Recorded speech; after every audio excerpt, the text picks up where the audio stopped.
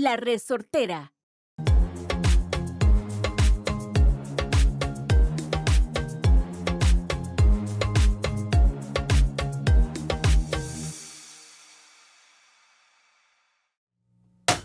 Like, that was kind of weird. Action! Okay, note to self, don't lay this on the thing, on the actual table. Is this a new table? Yeah. Oh. You didn't notice that last week? No? Yeah. Oh, wait, why? Making changes. Okay, making changes. I mean, I like the color. I just was actually like, wait. First, how do you call these things? These, yes. I remember these. Yep. And now the table. And I'm not sure if they're going to do something else, but Well, fun. poquito a poco. Well, cool. How you been? I've been good. How's your week been? Good. It was good. It's still having some rain. But weather is beautiful out here in Costa Rica. It sure has been. And today we have a special guest, Kevin. We're going to have him introduce himself. We're going to talk a little bit about his long history here in Costa Rica, his expat story, you know, what he's been up to in these years. I think it's always valuable for other people to hear, you know, we've had a lot of different guests on that have either maybe been here for a year or maybe been here for many, many years. So, and passed through different stages of life here in the country. So I think it's always good for people to get a good rounded perspective of, you know, what's it like here in Costa Rica and what are the possibilities and what do others do, you know, who actually live here full time. So thanks for joining us, Kevin. Well, thank you for the invitation. I appreciate it. And I look forward to our little discussion. Kevin, first of all, thank you for taking the time to come over. Sarah just told me you came here without any app, just by...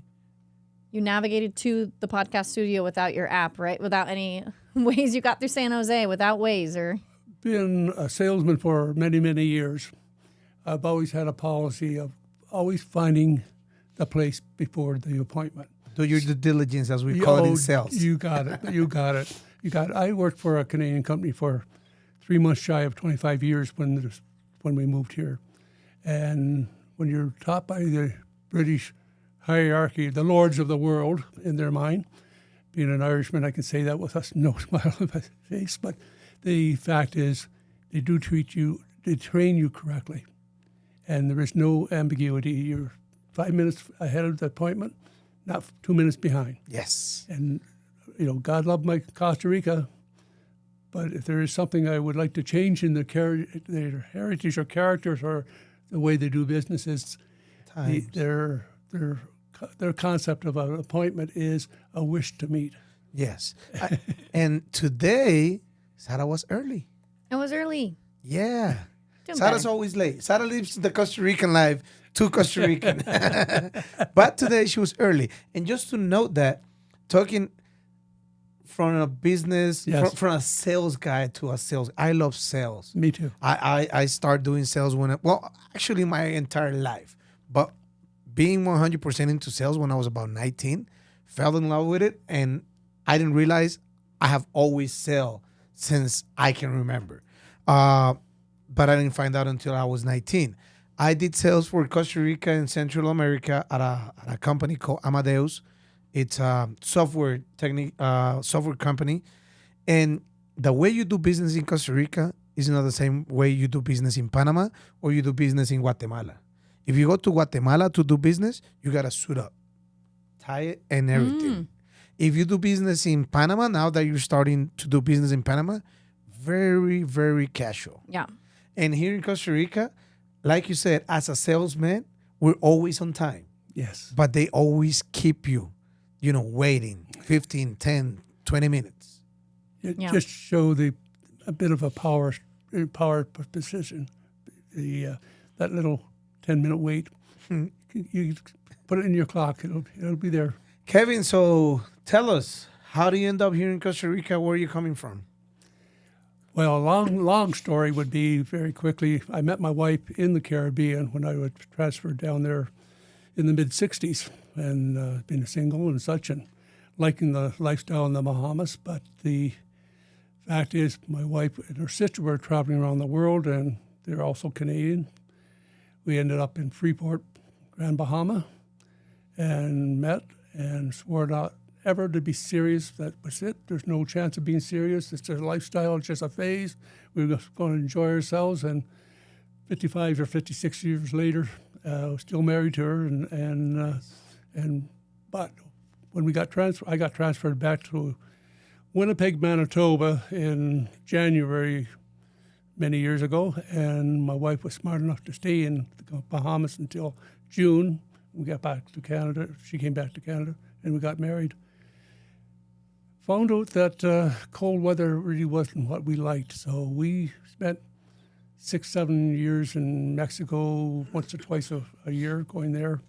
Cayman Islands, the Turks and Caicos, Hawaii. Of course, when you're living in Vancouver, we got transferred from Winnipeg to Vancouver, which was a little bit of a reprieve, but no, the weather was just not comfortable. Even in Vancouver, it's a lot of rain and a cold rain. It's like here, honestly, we call it the dry rain because you're out in it and you walk in a room and you're dry because the ambient temperature being what it is, it's just not an issue, the weather. So, make a long story short, we found out after a number of years in Canada that we didn't like it. Ironically enough, just had finished building a big house on an acreage outside of Vancouver, 8-stall horse barn, 5-car garage, all the bells and whistles and such. Had the lawn put in, sprinkler system put in, and the very first time I'm riding my brand new mower around cutting the grass, I stopped and I talked to my wife and said, let's move out of here. Like we'd gone down to Costa Rica in '88 for a vacation. And when we saw Costa Rica and what it had to offer, we became resident investors through a reforestation program. Went back to Canada. They kept encouraging me to come down and sell for them because I was sending a lot of people down from Vancouver and throughout Canada. But anyways, ended up, my wife agreed. We put the house up for sale, or I forget exactly how we did that, but the came down here in November of 1990, and that was it. Had our permanent status, or had our status, so I was able to work. And I started working with the very same tea company I invested in, became a major investor, and this is home. There you go. I love that word. Yeah. Home. This is home. This is home. I have spoke here in the podcast about Sara does these retreats where people come to get a little taste of Costa Rica. And in one of the retreats, I met this couple that now they're my neighbors. I helped them find a house to rent in the same condo that I live. And every time they leave the country, when they come back, I drop them at the airport and I pick them up. And like I said, we're neighbors now. Yeah. And so Friends. Exactly. Yeah. Neighbors and friends. Yeah. That's the right word. Yeah. So I picked them up on Wednesday, and they're like, I give them a hug, and hey guys, how are you? And they're like, hi, we're just happy to be home. Mm-hmm. And when they say that word, Yeah. even though they're not from Costa Rica, it makes me feel great. From the heart. Exactly. And I asked them, like, because I picked them up around 8:30, I was like, you guys want to go grab something to eat, or you want to go home? They were like, no, take us home right away. Yeah. We miss it. Yeah. Exactly. Yeah. Yeah, it's a genuine feeling. It's not, and you can tell the phonies, and the ones, oh yeah, we love this, yeah, and oh, it rains. Well, it's the rainy season. Oh, does it rain so often? Yeah, quite often. But those are the ones that, in the perfect sunshine, it would be too hot and too sunny. Mm-hmm. So I think people with positive attitudes gravitate towards Costa Rica. I really found in 35 years now, that's 35 years, the negative people don't last. No. No. You can almost tell what, I've dealt with the public for that 35 years. Mm-hmm. And you can almost tell who's going to make it and who's not. Yeah. Costa Rica will weed them out. I mean, that's my job, relocation. Right. So I had, I have some clients here I have lots of people here on scouting trips, but I was meeting with some in particular, and I met with them multiple times. I'll give them a little shout out, Robert and Regina. And they, during their trip, just about had everything thrown at them. So first they had that earthquake that we had a few weeks ago. They had a pretty good earthquake. And they were in the southern area. They were near me. So, the epicenter was in Capos, so we're just an hour north. So you felt it real good. Oh, yeah. But I was playing Mario Kart. I was like in the middle of a race. Okay. So you were trying to win. Yeah, there's an earthquake and everything. Like my windows are like shaking, but I'm like, I'm winning. I'm winning. I don't care. I'm like, I was like, I think there's an earthquake right now. I don't have time for the earthquake. I don't have time for it. But so they dealt with the earthquake. Jaco flooded big time. Oh, yeah. They dealt with the Jaco flood. And now they've been dealing with this landslide. So, between the Jaco and Hermosa landslide, they had to deal with that. They actually ended up coming to my neighborhood, renting an Airbnb in my neighborhood. But I had to pick them up at the other end of the street because they couldn't get to the top of my street because the traffic was so bad and no one was moving. So I was like, okay, turn around, cut in this road. And I was like, I can go through the river. They get to the river and they're like, I don't think we can get through this river. I guess the river did grow during rainy season. So they said a few people went down and waded into it, and it was like up to their waist. I was like, don't do it. Yeah, I was like, don't do it. I got a rental car. Right. I rented it from you. Yeah, probably they have my car. They got a Bronco. Oh yeah, nice. Interesting. Yeah, we'll talk about that later. Yeah. I'm a little intrigued. I'm like, never seen those as rental cars, but I'm seeing them all over the place now. Anyways, so they end up parking the car on the other side. I go pick them up. They wade across the river. Of course, I get out of my car and I'm like immediately taking video. I'm like, hi guys. I'm like taking picture and video of them going through, and they're like, oh. Now the question is, how did they take all these situations? Amazingly. Like they're going to do just fine. And I think they're actually going to purchase one of the houses that's in the neighborhood, which is one of my favorite homes. So and then I will get to, eventually have them as neighbors. And yeah, they were really cool people. They're going to be just fine. So usually you're right. I can tell some people are going to struggle a bit. Sometimes the people that I think will struggle do end up surprising me. So I don't always judge, everyone right off the bat. Remember the couple that had the car accident? They were scouting to come live in Costa Rica. They had the car accident, and she told me right away, Costa Rica is not for us. This could have happened anywhere in the world, but what they went through with not understanding doctors at the hospital, the public system, public system, that's what scared them. Of course. Yep. So yeah, sometimes I can scare some long-term residents too. Of course. Yeah, it's you don't think about medical. It's not. It's like everybody else gets sick, not us. Yeah. If anyone wants to hear about medical, we did chat about that in our last episode. We really went, we deep dive into some medical talk, which was good. And Kevin, so you've been here for 35 years. Longer than I've been alive. So I just bring that out there again. Thank you, Elena. They came in 1990. I was born in 1992.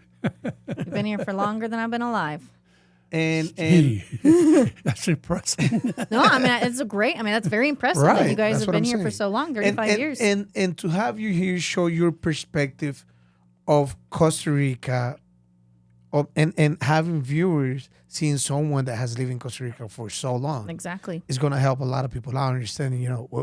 If he made it 35 years in Costa Rica, maybe someone that is watching says, "Hey, we can do it too." Exactly. So, what has that been like so far for you? So, you guys came to Costa Rica. What happened from there? Like, what? I know you made the investment. You decided to come down. You guys decide, okay, we're just going to come down and move permanently. How did it go from there in terms of work and establishing yourselves, and kind of how's that progressed so far?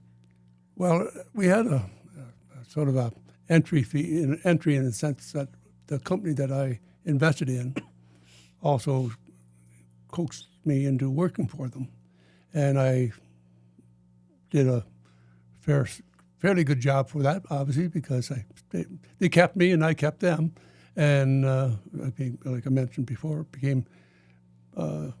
I've been in real estate all my life. Buy, sell, buy, build, buy, sell, build.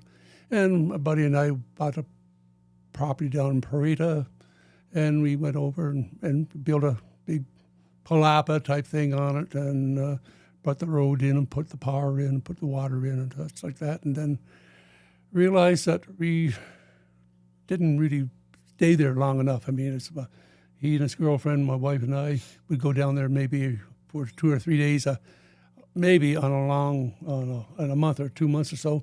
So we had somebody living there and such, and so lost interest in that. But as you walk away from it and somebody stays there maintaining it and such, it's like a benign investment. And eventually somebody came along and wanted to know if they could use our roads. And we said, no. And can we use your power? No. Why not? Well, that forms a commitment here. You can't do that. It's not like back home, wherever you're from. So anyways, eventually they said, well, can we buy the place? Oh, yes. And so, that's what Costa Rica is all about. Look at your opportunities.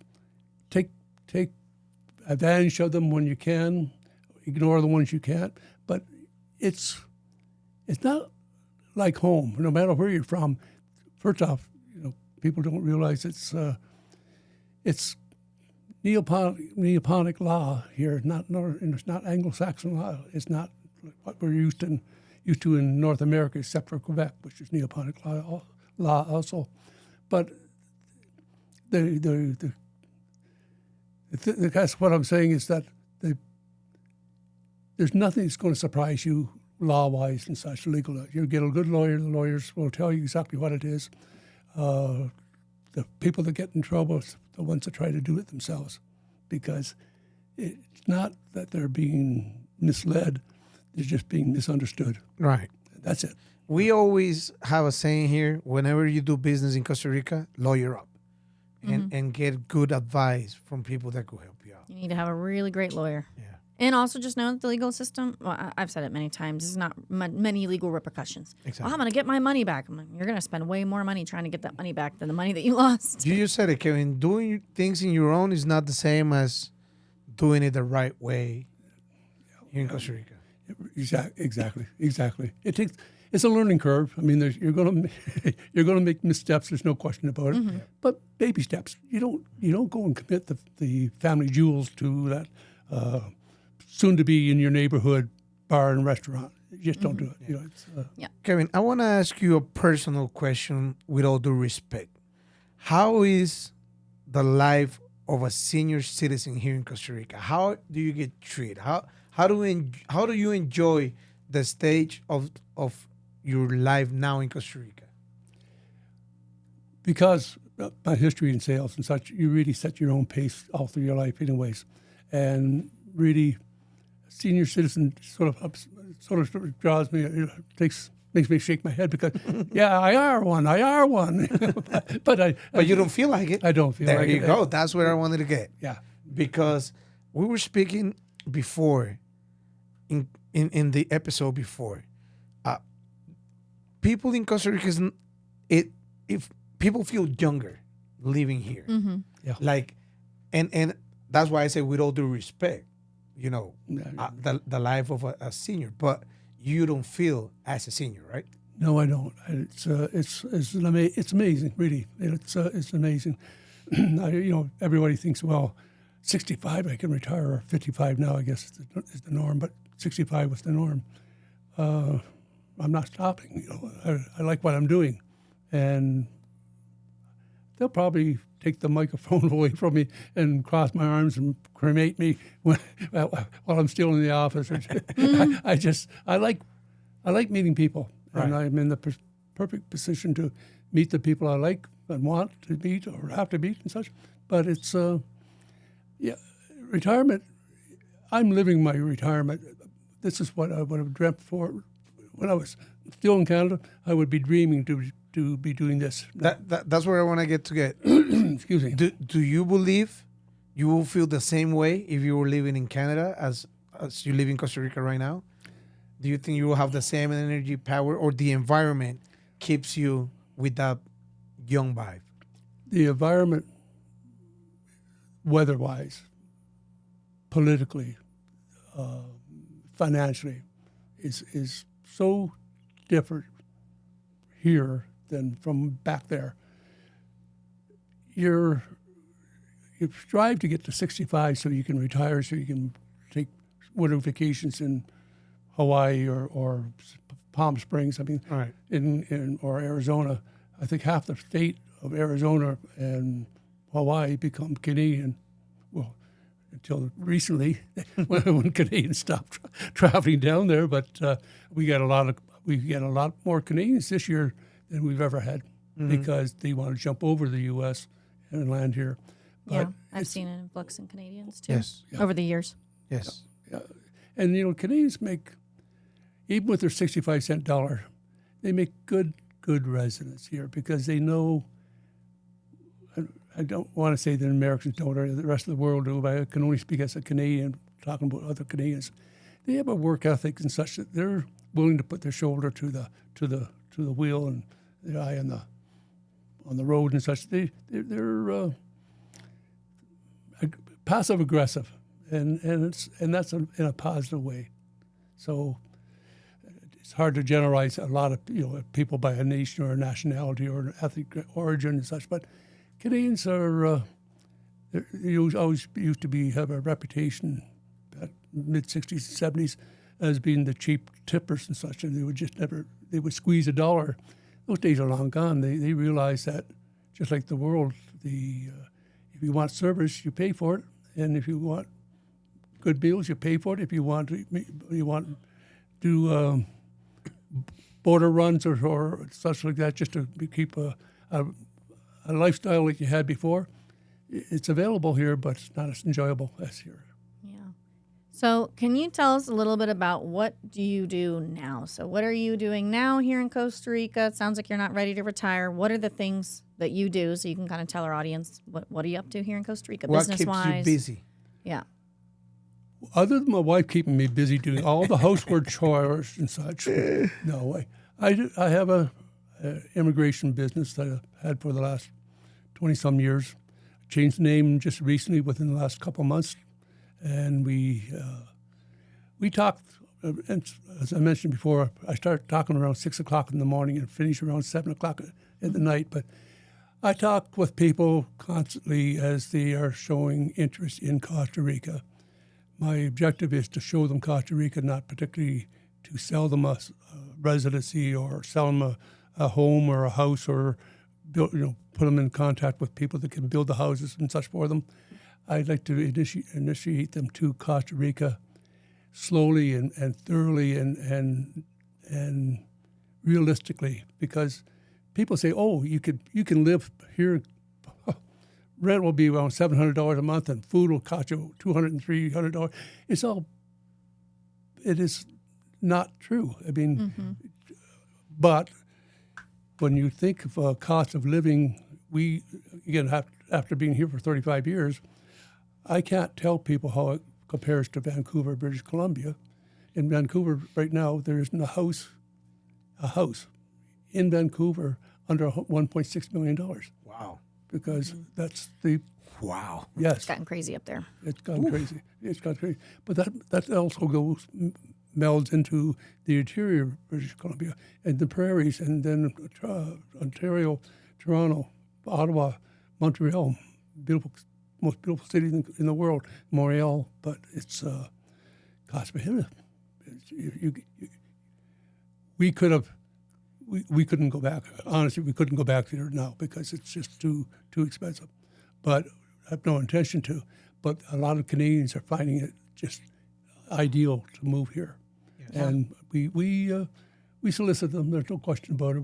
We have quite a high profile in the circles that are needed to bring people here. And when I have them, I let them make the decision. As a salesman, the country sells itself. Exactly. So I don't like selling anything to anybody that's not right for them too, because I will be happy to tell someone like you should wait or you should not move. 'Cause I don't want someone moving here and then being unhappy. That's not. It's just about helping people. Maybe it's a social worker in me. It's about helping people get the right information so that they can make the best decision for themselves. That's how I see it. That's exactly. You put it perfectly. In fact, I'll be using those words in the very, very near future. Yeah. Excuse me. Excuse me. But yes, it is. Hard sale doesn't. There used to be the old saying that it wasn't a hard sale, it was no sale. No, it's not that way at all. People are too attuned to the variety of what's open there for them, and so we bring people to Costa Rica. We don't force them to come here. We Totally. don't force them to stay. Exactly. Well, man, this was really good information, and I think a nice introduction to you and what you do, and our viewers. If you want to be able to get in touch with Kevin directly, we're going to have his information directly down in the description in case you want help on immigration or you want to, I guess, have him help you kind of figure things out and make the right connections. The good thing is that people who's watching, you can be in Costa Rica for a long time. Here's a living example. Exactly. We have a living example. Here's a living example that. Thank God you added living. Some days I wonder.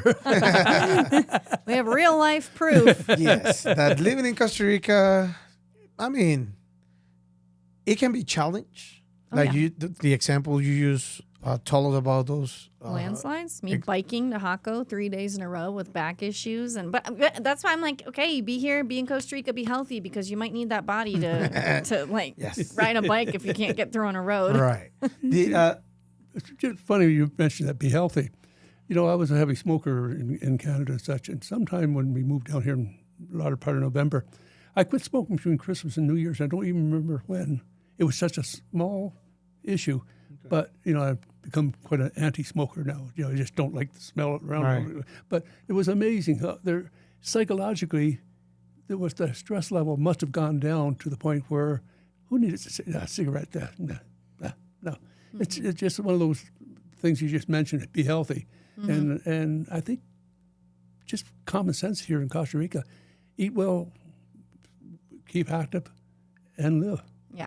Live well. Eat well, sleep well, move your body. Yes. Keep your stress down. But this is great. It was good information. Thank you. I really appreciate the opportunity to talk with you. Very well. Thank you for coming out. I'm glad you're here too. All right, Appreciate everybody, just remember Kevin's info is down in the description below if you want to get directly in contact, and we'll see you next week. All right. Pura vida. Pura Bye-bye. vida. Hasta luego. Bonjour. Arrivederci.